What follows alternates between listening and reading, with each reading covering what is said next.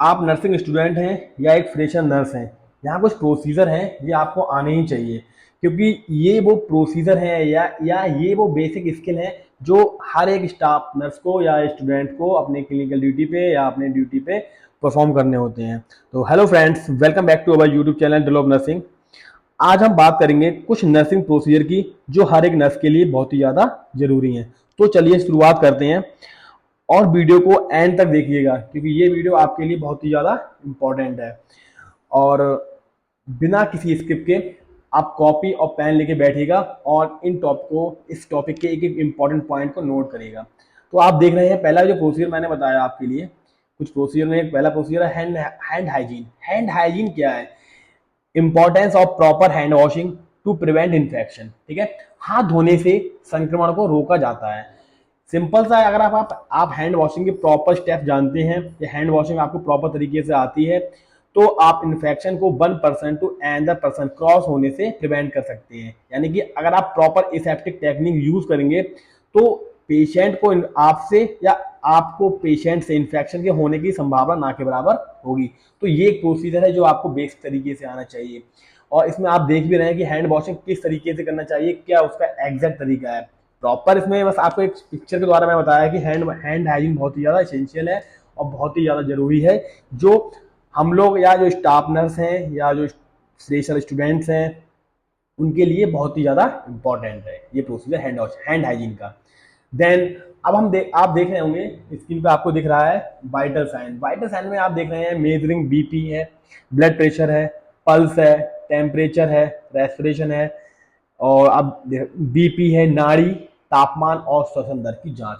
तो ये बीपी क्या होता है? ये हर पेशेंट की पहली असेसमेंट में, ये बहुत बेसिक है और उसे एक्यूरेट होना चाहिए। ये इसका क्या होता है? बेसिक असेसमेंट होता है जो उसके लिए बहुत ही ज़्यादा नीडेड होता है, क्योंकि बीपी के अकॉर्डिंग ही, या बीपी कह सकते हैं या वाइटल साइन के अकॉर्डिंग ही, डॉक्टर पेशेंट की एग्जैक्ट कंडीशन की उसे ये डिजीज क्यों है, क्या वजह है, को क्लियरफाई कर पाता है। जैसे मैंने यहाँ पे पिक्चर आपको दिखाई है, ये मैंने कुछ आपको डायग्राम के थ्रू दिखाए हैं कि अगर ये डायग्राम आपको डिनोट कर रहा है कि अगर हमारे बॉडी में जो सिम्टम्स है या वाइटल साइन है, जो कार्डियक साइन है, वाइटल साइन का अदर नेम कार्डियक साइन भी होता है, इसमें कोई अबनॉर्मलिटी है तो हम पेशेंट को प्रॉपर ट्रीटमेंट नहीं दे पाएंगे। ये किस पे डिपेंड करता है? ये डिपेंड करता है स्टाफ नर्स पे, फ्रेशर नर्स पे, स्टूडेंट पे।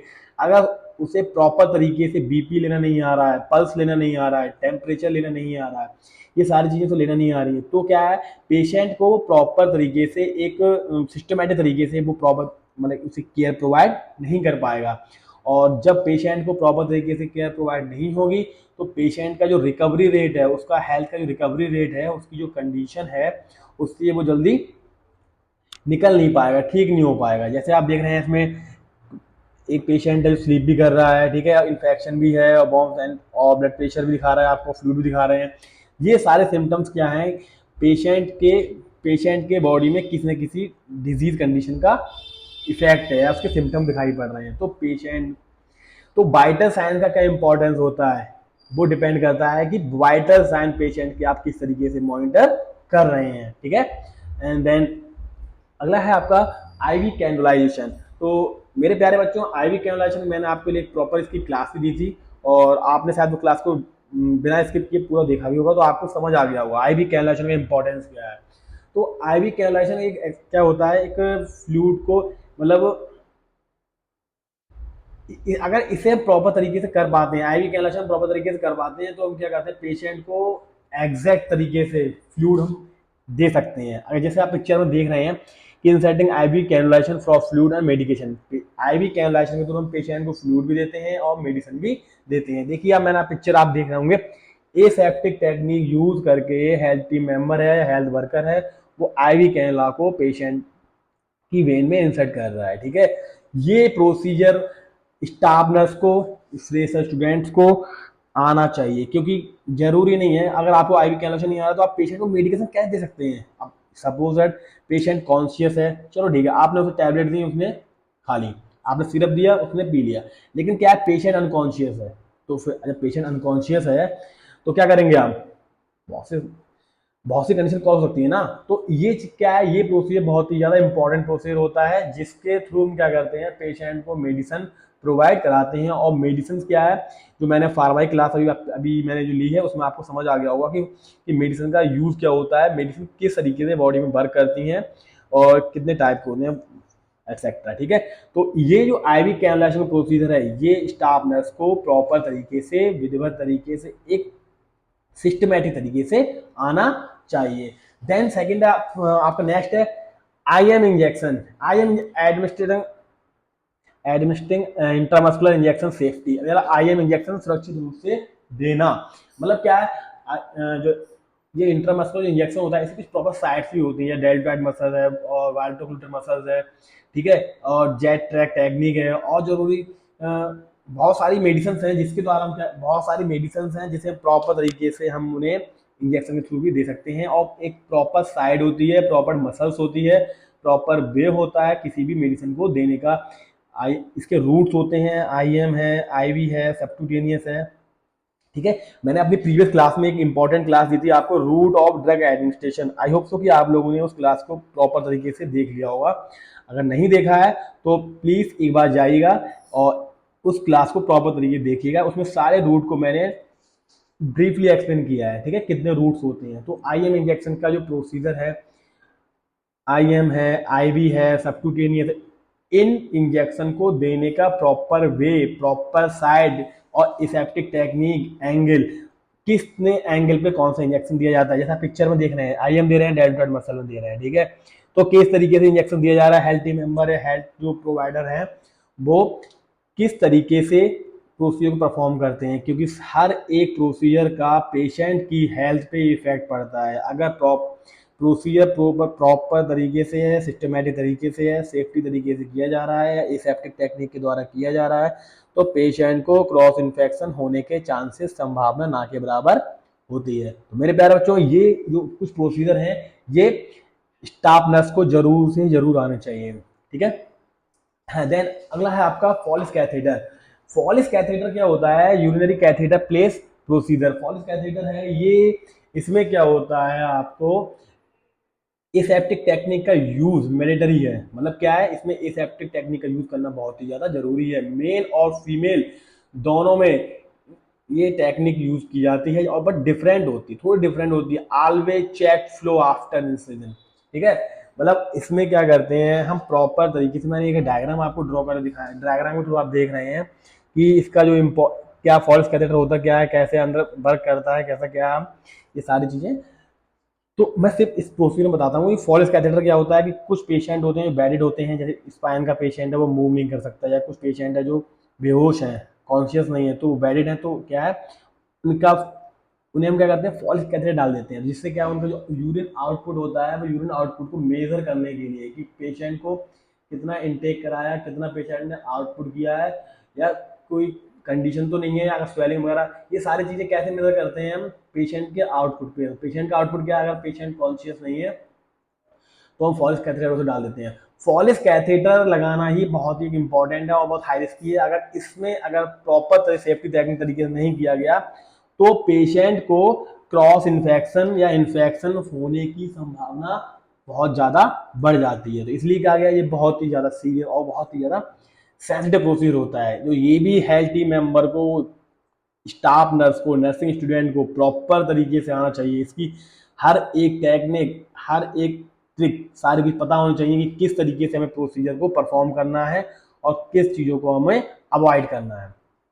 ठीक है, देन अब है नेक्स्ट आपका वुंड ड्रेसिंग। वुंड ड्रेसिंग क्या होता है, wound dressing cleaning and dressing wound properly. मतलब क्या है, जो वुंड ड्रेसिंग है आपका, वुंड को क्लीन और इन्फेक्शन फ्री रखना नर्स की रिस्पॉन्सिबिलिटी होती है। ठीक है, always clean from clean area to dirty area. मतलब लाइक इट मीन्स की मतलब वुंड को क्लीन रखना। वुंड किस तरह आप क्लीन रख सकते हैं कि जिससे क्रॉस इन्फेक्शन ना फैले। सिंपल सा एक वर्ड है कि आप कोई भी टेक्निक आप एसेप्टिक तरीके से नहीं करेंगे तो क्रॉस इन्फेक्शन फैलने के चांसेस बहुत ज़्यादा होंगे। तो क्या है कि वुंड को किस तरीके से क्लीन करके रखना है, किस तरीके से ड्रेसिंग करनी है कि इन्फेक्शन क्रॉस ना हो और पेशेंट को जल्दी से जल्दी रिलीफ मिल जाए। ठीक है, तो that is very important part. तो वुंड ड्रेसिंग भी क्या है, एक बहुत ही अच्छा ऐसा प्रोसीजर है जो भी हेल्थी मेंबर को प्रॉपर तरीके से आना चाहिए। देन एक इंपॉर्टेंट है, इससे ज्यादा इंपॉर्टेंट है आपका ऑक्सीजन एडमिनिस्ट्रेशन। ऑक्सीजन एडमिनिस्ट्रेशन इसमें क्या है, कुछ जैसे नेजल कैनुला है, ठीक है, how to give oxygen by mask and nasal cannula, ठीक है। इसमें ऑक्सीजन थेरेपी में क्या आपके क्या क्या आते हैं, नेजल कैनुला है, फेस मास्क है, ऑक्सीजन फ्लो रेट कितनी होनी चाहिए, ये जान लेना बहुत ही ज्यादा इंपॉर्टेंट है, ठीक है। इसमें है, और इससे क्या होता है, पेशेंट को ऑक्सीजन सैचुरेशन पेशेंट की कंडीशन के अकॉर्डिंग हम देते हैं। जब आपने यहाँ पिक्चर में आप देख रहे होंगे, फ्लोमीटर है आपका, प्रेशर ग्लोमीटर है, और आपका मैनुअल रेसस्टिट्यूशन है। तो ये सारी चीजें क्या है आपकी, इन्हें प्रॉपर तरीके से लगाना आना चाहिए। जैसे बाई पैप है, सी पैप है, ऑक्सीजन लाइन, मतलब पेशेंट को किस तरीके से हम ऑक्सीजन प्रोवाइड कर रहे हैं, ये सारी चीज़ों का प्रोसीजर हेल्थ टीम मेंबर को, स्टाफ नर्स को विधिवत तरीके से आना चाहिए, एग्जैक्ट तरीके से आना चाहिए। क्योंकि अगर इसमें भी कोई भी तरीके की अगर लापरवाही बरती जाती है तो वो क्या होता है, डायरेक्टली पेशेंट की हेल्थ पे इफेक्ट पड़ता है। पेशेंट की हेल्थ पे इफेक्ट मतलब पेशेंट की डेथ की हो सकती है, कि पेशेंट को जितनी ऑक्सीजन की नीडेड है, आपको ये नहीं पता है उसे कितनी ऑक्सीजन देनी है या कितने प्रेशर सेट करना है उसका, ठीक है। ये फ्लोमीटर है, इस फ्लोमीटर में आप देख रहे होंगे एक मीटर लगा हुआ है, ठीक है। इस मीटर में देखते हैं कि 5, 10, 15, 20 कितने फ्लोमीटर पे हमें देना है, ये डिपेंड करता है पेशेंट की कंडीशन पे। ये आपका एक एम्बू बैग है, ठीक है, इसमें क्या हमें कितने रेस्क्यू पेशेंट को देना है, ये सारी चीजें डिपेंड करती हैं आपकी ऑक्सीजन एडमिनिस्ट्रेशन पे। तो ये भी एक प्रोसीजर है, बहुत ही ज्यादा इंपॉर्टेंट प्रोसीजर है।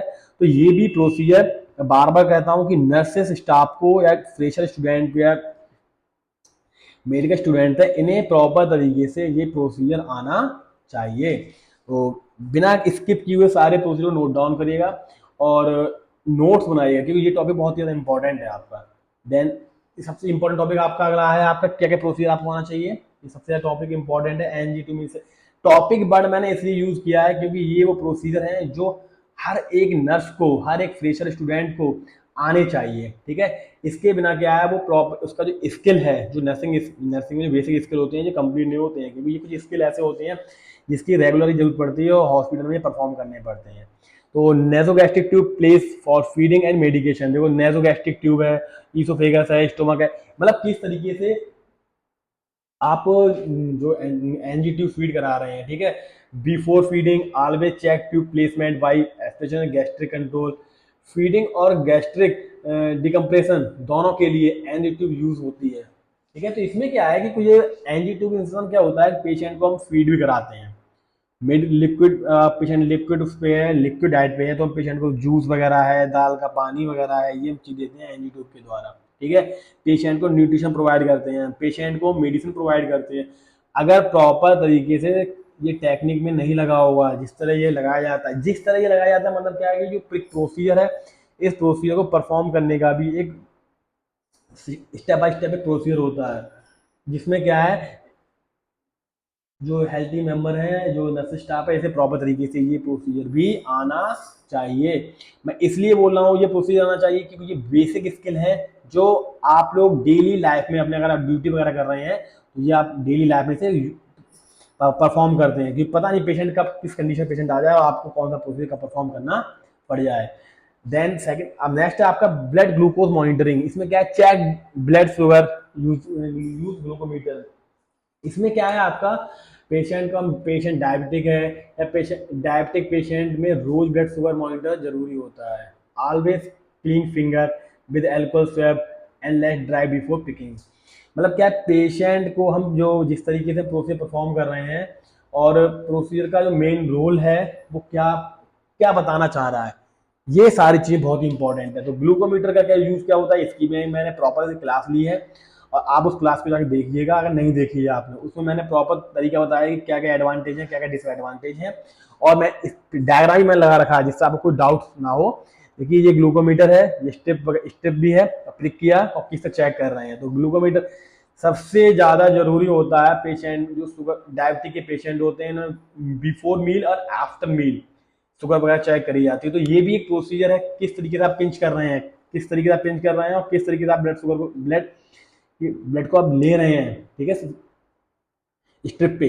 और किस तरह आप, अगर आपको ये प्रोसीजर नहीं आता है तो आप क्या करेंगे, पेशेंट का लॉस करेंगे, तो स्टेप तुरंत एरर आ जाती है। अगर आप प्रॉपर तरीके से स्टेप आपको लगाना नहीं आएगी, क्लीन करना नहीं आएगा, तो आपकी जो एक्यूरेट अमाउंट है या जो एक्यूरेट आपकी रीडिंग आनी चाहिए वो आपकी नहीं आ पाएगी। तो जिसके इस कारणवश या मतलब कि ये बहुत इंपॉर्टेंट प्रोसीजर है जो पेशेंट के शुगर लेवल को मॉनिटर किया करना करना इसके थ्रू खत्म होता है। ठीक है, तो ये प्रोसीजर भी प्रॉपर तरीके से हेल्थ टीम मेंबर को आना चाहिए। एंड देन आपका नेक्स्ट है सीपीआर, कार्डियक पल्मोनरी रिसस्टिटेशन। ये क्या है, लाइफ सेविंग इमरजेंसी प्रोसीजर है। ये क्या है, ये बहुत ही ज्यादा इंपॉर्टेंट प्रोसीजर है। और इसमें क्या होता है, इसमें आपका बीएलएस है, इसमें आपको बीएलएस आना चाहिए, इसमें जो नर्स है तो बीएलएस आना चाहिए। उसे चेस्ट कंप्रेशन रेट 100:120 कंप्रेशन पर मिनट है, या depth 5 to 6 centimetre for adult है। ठीक है, तो ये क्या है, ये वो प्रोसीजर है।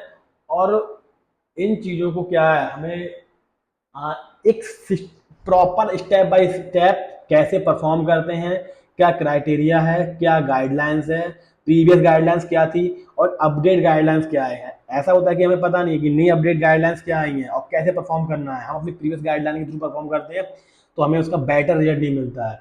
तो जिससे क्या है, हमारा जो प्रोसीजर है वो अच्छी तरीके से परफॉर्म नहीं कर पाएगा, और जब परफॉर्म नहीं कर पाएगा तो हमें क्या है, उसका बेटर रिजल्ट नहीं मिलेगा। तो मेरे प्यारे बच्चों, जो मैंने आपको आज 10 प्रोसीजर आपको जो बताए थे, अगर आपको ये वीडियो हेल्पफुल लगे तो लाइक जरूर कीजिएगा, और अपने नर्सिंग फ्रेंड है आपके साथ शेयर जरूर करिएगा, और कमेंट करके बताइएगा कौन सा प्रोसीजर आपको सबसे इंटरेस्टिंग लगता है। ठीक है, और हमारे चैनल को ज़्यादा से ज़्यादा शेयर और सब्सक्राइब कीजिएगा, क्योंकि हमारे चैनल का जो मेन मोटिव है वो ज़्यादा से ज़्यादा लोगों की सपोर्ट करना, और उनके जो डाउट्स हैं और हमारे को हम जितना हो सकता है उतना क्लियर करने की कोशिश करते हैं। और आने वाले टाइम में हम अपने जो नोट्स हैं, हिंदी इंग्लिश मिक्स नोट्स आपको देना हम प्रोवाइड करेंगे। तो मेरे प्यारे बच्चों, एक बार फिर से आप, अगर आपने स्क्रीनशॉट नहीं लिया है तो आप इनको से स्क्रीनशॉट ले सकते हैं।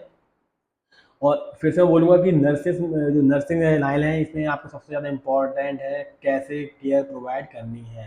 ठीक है, केयर का इम्पोर्टेंट बहुत ही ज़्यादा ज़रूरी है। तो मेरे प्यारे बच्चों, अब मिलता हूँ नेक्स्ट वीडियो में इम्पोर्टेंट टॉपिक के साथ। शुक्रिया।